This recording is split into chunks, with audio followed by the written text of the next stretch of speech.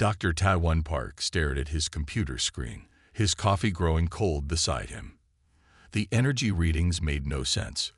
For 3 weeks, his instruments had picked up strange signals from the mountains of Gangwon Province, and each day the patterns grew stronger. At first, he thought his equipment was broken, but after checking everything twice, then 3 times, he knew this was real. Something in those mountains was giving off energy readings that broke the laws of physics. The old research facility sat dark and quiet against the misty mountains. Local people called it Silent Hill, though its real name had been the Gangwon Advanced Research Center. It had been closed for almost 40 years, ever since the accident in 1989 that no one talked about. Taiwan pulled up the satellite images on his second screen. The facility looked abandoned, with its gray walls and empty parking lot. But his instruments told a different story. Deep inside that building, something was awake. Something was active. He picked up his phone and called his department head at the Korea Advanced Institute of Science and Technology. "Professor Yang, I need to show you something important," Taiwan said, his voice steady despite his racing heart. "It's about Silent Hill." The line went quiet for so long that Taiwan thought the call had dropped. Then Professor Yang spoke, his voice barely a whisper. "Come to my office. Now." 20 minutes later, Taiwan sat across from Professor Yang, spreading printouts across the old wooden desk. "See these readings? They show energy patterns that shouldn't exist. The power signature keeps growing, but the facility has been off the grid for decades." Professor Yang picked up one of the papers with shaking hands. "I was there, you know, in 1989, before they closed it." Taiwan leaned forward. In all his research about Silent Hill, he had never found anyone who would talk about what happened there. "We were young scientists then," Professor Yang continued, his eyes distant. "We thought we were going to change the world. Instead," he shook his head, "they sealed the facility, classified everything. But they never found all the bodies." Bodies. Taiwan felt his mouth go dry. "Not like you think." Professor Yang pulled open his desk drawer and took out an old keycard. It's plastic yellow with age. Some of them just disappeared into thin air. We could hear them screaming, but they weren't there anymore. He handed the keycard to Taiwan. "This will get you in through the back entrance. If these readings are real, we need to know what's happening. But you can't go alone." Taiwan took the keycard, its surface smooth and cool against his palm. "I'll need a team. Choose carefully," Professor Yang warned. "And Taiwan, if you hear screaming, run. Run as fast as you can." That night, Taiwan sat in his small apartment, the keycard on his desk and his computer open to personnel files. He needed the right people, people who were smart enough to help him solve this mystery, but brave enough to face whatever waited in Silent Hill. As rain tapped against his window, he began to make a list of names. Whatever had happened in 1989, whatever was causing these impossible energy readings, he was going to find out. The truth about Silent Hill had stayed hidden for 40 years. It was time to bring it into the light. 3 days after his meeting with Professor Yang, Taiwan sat in a quiet coffee shop near the university. He checked his watch again. His first recruit would arrive any minute. The bell above the door chimed, and Hae-Nul Kim walked in. She moved like a soldier, scanning the room before approaching his table. Her short black hair was neatly trimmed, and her dark eyes missed nothing. "Dr. Park," she said, sitting down. "Your message was interesting. Tell me more about this facility." Taiwan slid a folder across the table. "I need someone with military experience, someone who knows how to keep a team safe in unknown territory." Hae-Nul opened the folder and frowned at the photos. "Silent Hill. That place is off limits. There are stories." "Stories won't help us," Taiwan cut in. "I have clearance. What I need is someone who won't run when things get strange." She looked up from the folder. "I don't run, Dr. Park. Not from anything." By afternoon, Ta-1 sat in his office with two more recruits. Jin Ali, the AI specialist, typed rapidly on her laptop while she talked. Her round glasses reflected the screen's blue light. "These energy patterns," she said, "they're like nothing in our databases, but they follow a pattern. If there's working technology in that facility, I can decode it." Beside her, Du Hyun Kang looked troubled. The environmental scientist kept adjusting his tie as he studied the facility's blueprints. The ground readings around Silent Hill are unusual too. The soil composition, the magnetic fields, everything is wrong. "That's why I need you both," Ta-1 explained. "Whatever we find in there, it won't follow normal rules." The door opened, and the final team member arrived. Dr. Myre Choi carried a heavy medical bag and wore a serious expression. "Sorry I'm late. Surgery ran long." Ta-1 introduced everyone, then spread out the facility maps on his desk. "Professor Yang gave me access. We go in tomorrow night." "Why at night?" Du Hyun asked, his voice shaking slightly. "The energy readings are strongest after dark," Jin-Ah answered without looking up from her computer. "If we want to understand what's happening, that's our best chance." Han-Nul stood up and walked to the window. "We'll need supplies. Proper gear. If something goes wrong in there, we can't count on backup." May-Ray opened her medical bag. "I've brought emergency kits, but I hope we won't need them." Ta-1 looked at his team. An ex-soldier, an AI expert, an environmental scientist, and a doctor. Each of them was the best in their field. Each of them had agreed to risk everything to uncover the truth. "Get some rest tonight," he told them. "Tomorrow, we find out what happened at Silent Hill and why they tried so hard to keep it secret." As his team left the office, Ta-1 remembered Professor Yang's warning about the screams. He hadn't told the others about that part. Not yet. Some fears were better faced when there was no turning back. Outside his window, the sun began to set behind the mountains. Somewhere in those dark peaks, Silent Hill waited. After 40 years of silence, its secrets were about to be revealed. Ta-1 just hoped they were ready for what they would find. The old keycard worked on the first try. The back door of Silent Hill slid open with a quiet hiss, surprising them all. Han-Nul went in first, her flashlight beam cutting through the darkness. "Power's still working," Jin-Ah whispered, pointing to tiny red lights blinking on the ceiling. "That shouldn't be possible." The team moved through dark hallways, their footsteps echoing on metal floors. The air smelled stale, but not like a place that had been closed for 40 years. It smelled like a hospital, clean and sharp. "Look at this," Du Hyun called out, wiping dust from a wall panel. "These readings, the air pressure keeps changing, like something's breathing." May-Ray checked her medical equipment. "The radiation levels are normal, but there's something else, something my monitors can't identify." They found the main lab on the 3rd floor. Han-Nul tested the door before opening it. Inside, rows of computers hummed quietly, their screens glowing with strange symbols. "This is impossible," Jin-Ah said, rushing to the nearest computer. "These systems are running. They're active. And look at this code. I've never seen anything like it." Ta-1 felt his heart racing as he looked at the screens. The symbols weren't Korean or any other language he knew. They'd moved and changed, like they were alive. "Over here," May-Ray called from a corner. She had found a shelf of old notebooks. The team gathered around as she opened one. "Day 394, she read. "First contact achieved. They came through the tier just as our calculations predicted. They're not what we expected. They say they've been watching us for centuries, using places like this to study us. The fear, the strange events, it was all their research." Han-Nul grabbed another notebook. "Day 415. The Watchers showed us their true form today.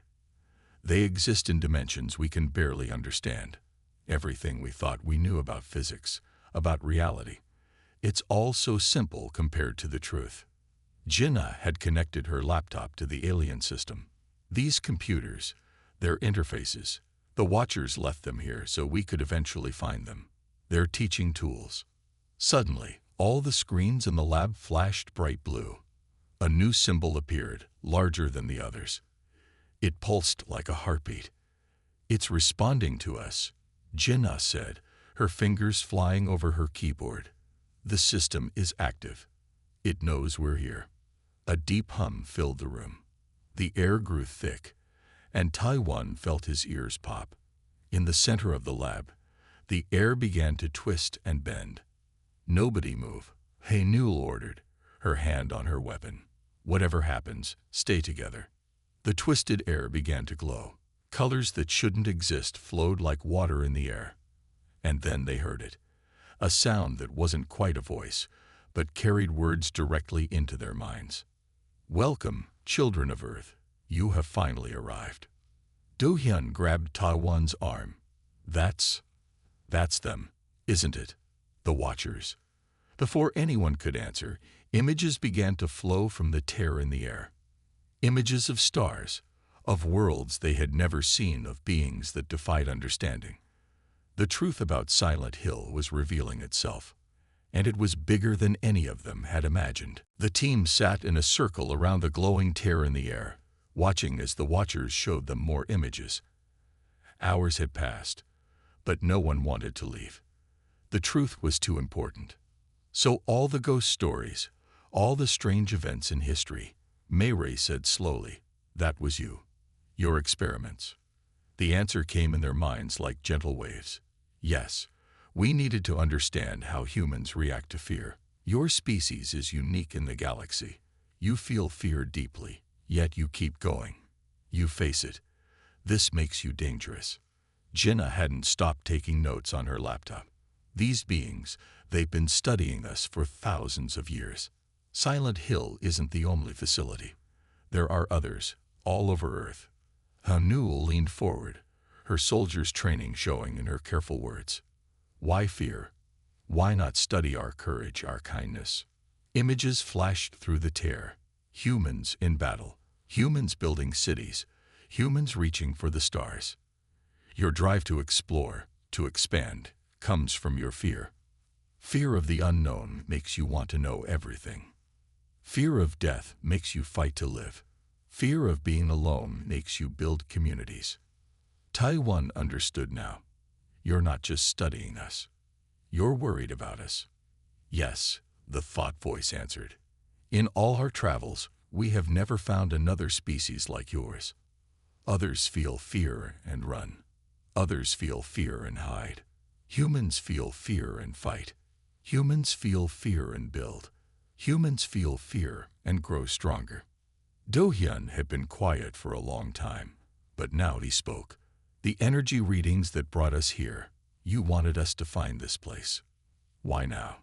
The images change, showing vast spaces between stars and other beings, so many other beings, watching Earth. "Your species is ready to reach the stars, but the galaxy is not ready for you. Many fear what you might become. They want to stop you before you grow too powerful." Haenul stood up, her face hard. "Are you threatening us?" "No," came the answer. "We are warning you. We have watched you face your fears for centuries. Now you must face the greatest fear, the truth about your place in the universe." Jinnah's laptop beeped. "They're giving us data. So much data. Star maps, technology blueprints, records of their observations. Knowledge is your shield," the thought voice said. "Understanding is your weapon. You have found us because you are ready to know, ready to prepare." Mayray looked at her medical readings again. "These energy patterns, they're not just for communication, are they? You're teaching us how to do what you do, how to bend space, how to travel between stars." "Yes, because soon you will need to. The others are coming. They have seen your movies, your stories, your dreams of space. They fear what you might bring to the stars." Taiwan felt the weight of this truth settle on his shoulders. "How long do we have?" The tear in the air pulsed with new colors. "Not long. Days become precious now. You must learn quickly.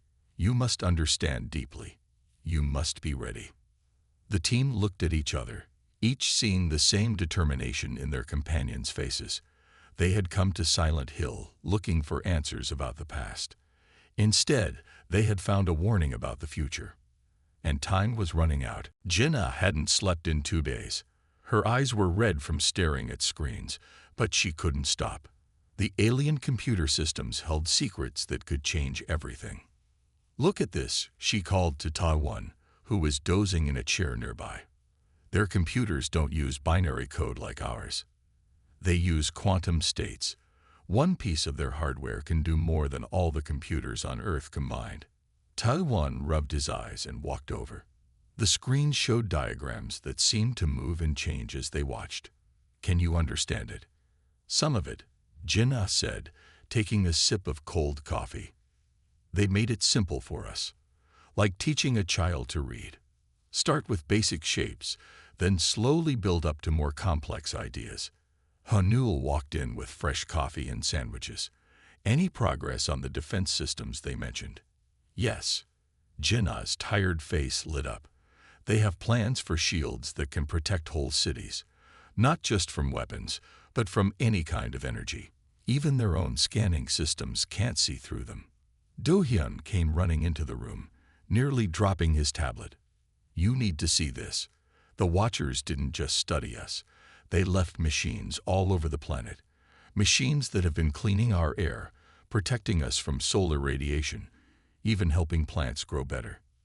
Myrae looked up from her medical station. She had been studying the aliens' biological data. "That explains some of my readings. Human bodies have been slowly changing over centuries, getting stronger, living longer. They've been helping us evolve." Jinnah typed quickly on her laptop, bringing up new screens. "But look at what they want us to build now. Ships that can fold space, energy sources that never run out, medicine that can cure any disease. How long would it normally take to develop all this?" Hanul asked, looking worried. "Centuries. Maybe thousands of years," Taiwan answered. "But they're giving us everything at once, because we don't have centuries anymore." Jinnah pointed to a new diagram on her screen. "This is the most important part. They want us to build a quantum communication network. Once it's working, we can talk to any point in the galaxy instantly. No delay, no signal loss. That's how we'll prove ourselves to the others," Myrae said softly. "Show them we're ready to join them." Suddenly, all the screens flickered. New data began pouring in, faster than before. Jinnah's fingers flew over her keyboard, trying to keep up. "They're giving us more," she said excitedly. "Manufacturing methods, material science, energy conversion, everything we need to build these things quickly." Taiwan watched the data flow, his mind racing. "They're not just teaching us their technology.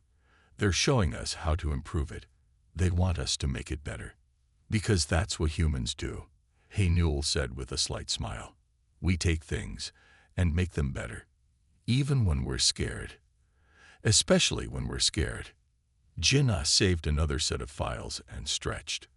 "I need more coffee. These next files, they're about something bigger, something they call dimensional engineering. If I'm reading this right, it's about creating new spaces between spaces, places where we can build without limits." The team gathered around her screens, watching as humanity's future unfolded before them. In the corner of the room, the tear in space pulsed quietly, waiting to show them more. Myrae stood in front of the main screen, her face pale. She had been searching through the Watcher's medical records when she found something that made her blood run cold. "Everyone needs to see this," she called out to the team. "Now." The others gathered quickly. They had learned that when Myrae's voice shook like that, it meant trouble. "I've been studying their records about other alien species," she explained, pulling up images on the screen. "There's a pattern. Every time they found a species that showed too much potential, too much drive to expand." She paused, her hands shaking slightly. "What happened to them?" Hanul asked quietly. They disappeared. The Galactic Federation, the group that the Watchers are part of, they decided these species were too dangerous, too unpredictable. Ray touched the screen, showing more images. Entire civilizations gone, not killed, just contained. Jinnah looked up from her laptop. Contained how? They have technology that can wrap whole solar systems in quantum barriers. Nothing gets in, nothing gets out. Ray pointed to another set of data. They call it quarantine, but it's really a prison. Taiwan felt his chest tighten. And they're thinking of doing this to Earth. Some of them are, Du Hyun said, reading through his own files. Look at these reports. The Federation is split. Some think we're too dangerous. Others think we could be useful. Useful how? Hae-Newell's soldier instincts were on high alert. Ray brought up new images. There's something coming. Something that scares even them. They've seen it before, in other galaxies. A force that destroys everything it touches. And their usual methods don't work against it. They think we might be able to help, Taiwan realized. Because we think differently. Because we face our fears. Jinnah was typing frantically. The quantum computers are showing me more. This force they're afraid of. It's like a wave of nothing. It erases everything. Matter, energy, even space itself. How long until it reaches our galaxy? Hae-Newell asked. 300 years, maybe less. Ray looked at her team. That's why some of them want to quarantine us now. They think if they contain us, the wave might pass over Earth without noticing us. And the others? Du Hyun's voice was barely a whisper. The others think we might be the key to stopping it. Because humans do what other species won't. We run toward danger, not away from it. We try to understand things that scare us. The room fell quiet. Outside the facility's windows, the sun was setting behind the mountains. Somewhere up there, beyond the sky, beings were deciding Earth's fate. Show me the containment technology, Hae-Newell said suddenly. Everyone looked at her. If we understand how it works, we can find a way to stop it. That's what humans do, right? We take threats and turn them into tools.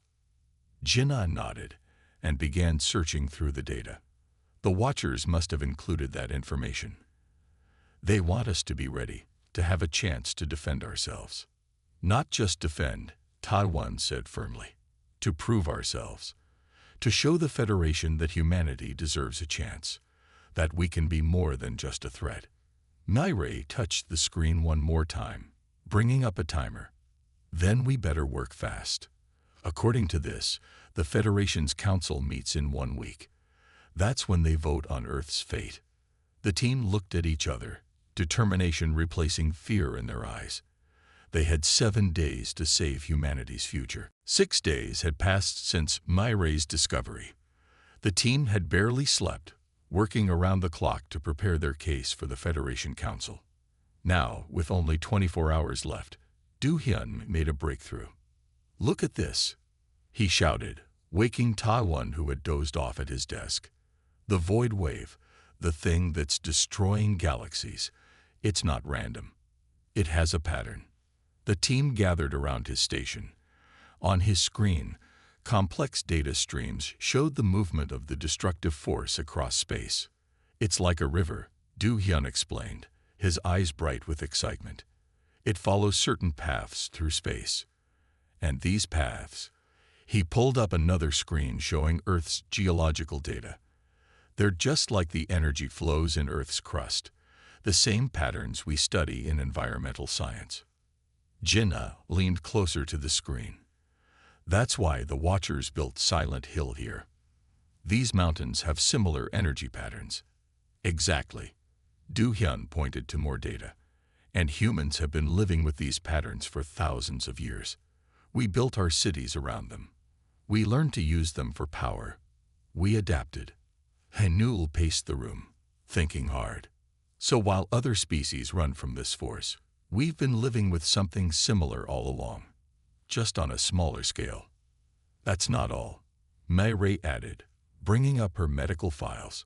Remember how I said the Watchers helped us evolve? They weren't making us stronger. They were helping us become more sensitive to these energy patterns. Taiwan felt hope rising in his chest. We're not just resistant to the void wave. We might be the only species that can understand it. Jinnah was already typing on her quantum computer interface. The Watchers' technology is amazing, but they think in straight lines. They try to block the wave, to fight it directly. But we could. We could work with it, Du-hyun finished. Guide it, like we guide rivers with dams and channels. Not stop it, but direct it away from inhabited systems. Hanul stopped pacing. The Federation fears us because we face our fears. Because we adapt and grow stronger. But that's exactly why they need us. Myray quickly gathered their medical data.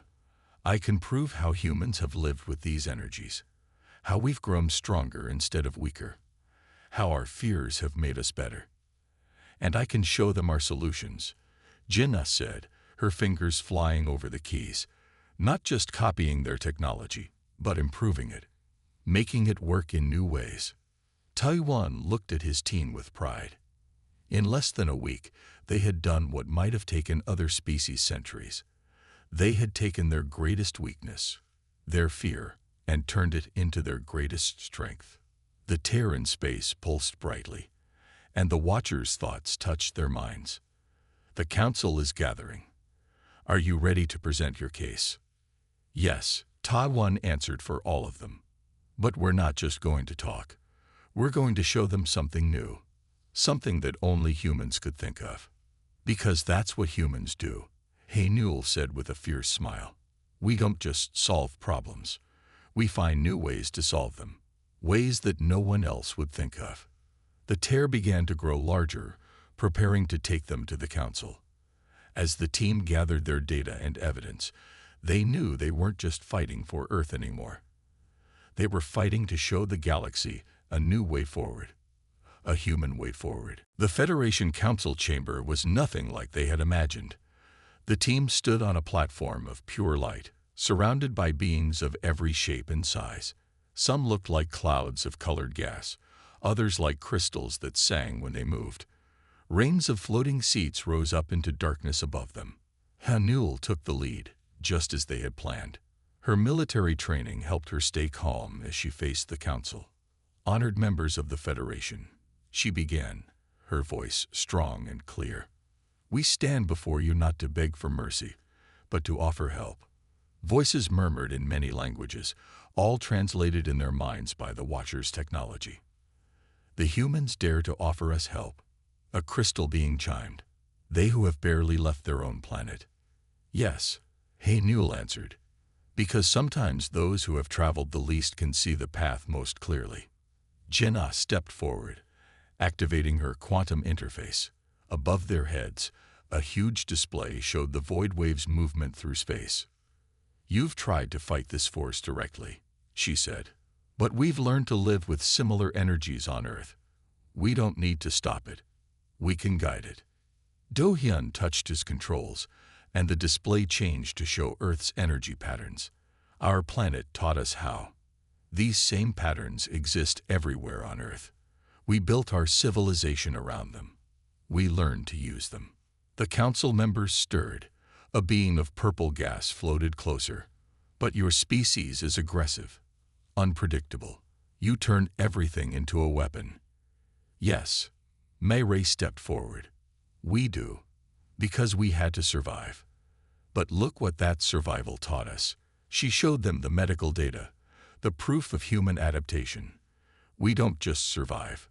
We learn. We grow stronger. We find new ways. Taiwan touched Jinnah's shoulder, and she brought up their final display. This is our proposal, he said. Not a weapon, not a shield. A network of energy channels, built using your technology, but designed with our understanding. The display showed their plan. A web of channels spreading through space, guiding the void waves safely around inhabited systems. Impossible. A crystal being rang out. The energy required would be too great. Not if we work together. Jinnah said. She changed the display again, showing how they had improved the Federation's technology. Your power sources, combined with our methods of energy flow control. Your space-folding technology, guided by our understanding of natural patterns. Hanul took center stage again. You fear us because we face our fears. Because we fight instead of run. But that's exactly why you need us. The void wave is coming. You can quarantine us and face it alone, or we can face it together. The chamber fell silent. Then the Watchers voiced, touched all their minds. We have watched humanity grow. We have seen their potential. And now they show us something new. The courage to offer help even to those who would imprison them. A new being appeared, one made of pure light. You speak of cooperation, humans. But how can we trust you? Because we're here, Hanul answered simply. We could have kept this knowledge to ourselves, built defenses just for Earth. Instead, we're offering to help everyone. And that, the Watchers said, is why we chose to guide them, why we helped them grow. They understand something that many of us had forgotten, that true strength comes not from standing alone, but from standing together. The council chamber filled with light as the members began to vote. The team held their breath, waiting to learn humanity's fate. The Federation Council chamber was nothing like they had imagined. The team stood on a platform of pure light, surrounded by beings of every shape and size. Some looked like clouds of colored gas, others like crystals that sang when they moved. Rings of floating seats rose up into darkness above them. Hanul took the lead, just as they had planned. Her military training helped her stay calm as she faced the council. Honored members of the Federation, she began, her voice strong and clear. We stand before you not to beg for mercy, but to offer help. Voices murmured in many languages, all translated in their minds by the Watchers' technology. The humans dare to offer us help. A crystal being chimed. They who have barely left their own planet. Yes, Hanul answered. Because sometimes those who have traveled the least can see the path most clearly.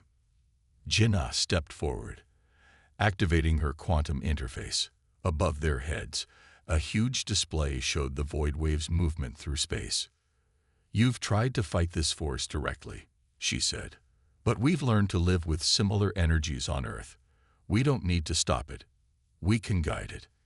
Do-hyun touched his controls, and the display changed to show Earth's energy patterns.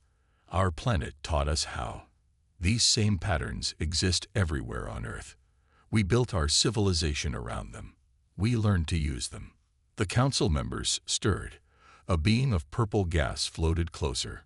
But your species is aggressive, unpredictable. You turn everything into a weapon. Yes, Mayray stepped forward. We do, because we had to survive. But look what that survival taught us. She showed them the medical data, the proof of human adaptation. We don't just survive. We learn. We grow stronger. We find new ways. Taiwan touched Jinnah's shoulder, and she brought up their final display. This is our proposal, he said. Not a weapon, not a shield, a network of energy channels, built using your technology, but designed with our understanding.